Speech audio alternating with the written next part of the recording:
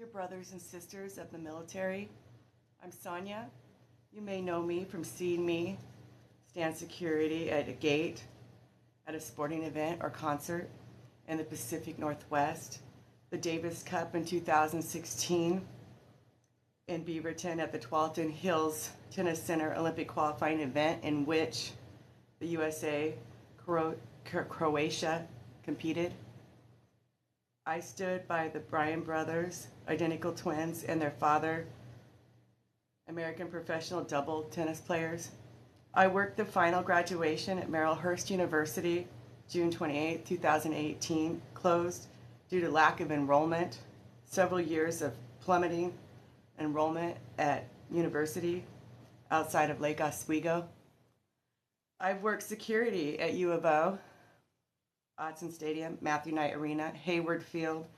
During COVID crisis, I worked security for Olympic qualifying track and field events, the Oregon State Fair, Edgefield in Troutdale, football games at Pacific University, Hillsborough Stadium, Washington County Fair, String Summit, Nato Parkway, Blues Fest, Race for the Cure, to name a few.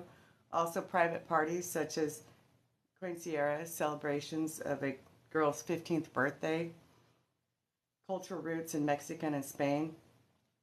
I grew up in Salem, Oregon, born in a bean-shaped hospital on State Street by where the mental hospital is now. I went to Salem Academy where I learned scripture, played volleyball, ran track, held many records for being the fastest girl in the school, ran the Junior Olympics beside Carl Lewis on the blue track at Boise State University in the 80s, then went on to Northwest Nazarene University, where I earned a bachelor degree in business administration with a minor in childhood education and adolescence to womanhood in 1992. Excuse me. I implore you to listen.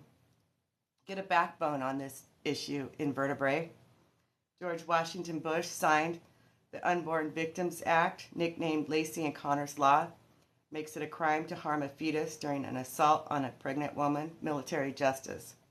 Crime being sex trafficking from Oregon, then lining them up at the end of the Oregon Trail to Wolverine Street off of Lancaster, killing kids in utero, in the womb, to cover up, passing girls around so it doesn't get back to your wife that you have a wife, a girlfriend, and several trafficked girls at any truck stop along the Oregon I-5, aborting our grandchildren, future musicians, future athletes, poets, etc., then unceremoniously desecrating their graves, like in the 80s, getting bigger and bigger garbage disposals to grind our children in. In Brooks, Oregon, infants found amongst medical waste to be incinerated, aborted fetuses from Canada. On June 24, 2022, the Supreme Court overturned Roe v. Wade, making abortion unequivocally illegal, unequivocally unconstitutional, not federally protected, now up to each state to decide if legal. So at this point in time, abortion is illegal. Needs military with big tanks to go and shut down Planned Parenthood on Wolverine Street and the rest of them. We don't want to be the state holding the bag of dead babies like Kermit Gosnell. Refer to the Unborn Victims Act of 2004, in which an embryo, a fetus, protected as crime victims under military justice. The Unborn Victims Act of 2001, which later became law in 2004, states that a zygote, an embryo, a fetus protected as crime victims, signed into law in 2004, stating that an embryo, a fetus protected as crime victims under the Unborn Victims Act of 2004 in the commission of over 60 federal crimes, sex trafficking being number one crime in Oregon.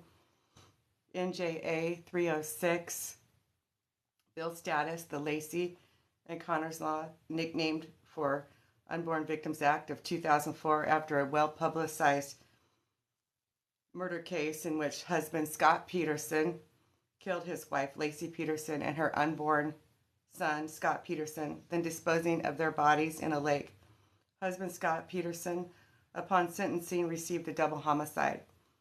When a woman who is pregnant goes to a doctor, he has 2 patients to care for to reach a safe delivery after 9 months of sacrifice. No need to be crude or rude, just do your job. Heart of fathers back to their children.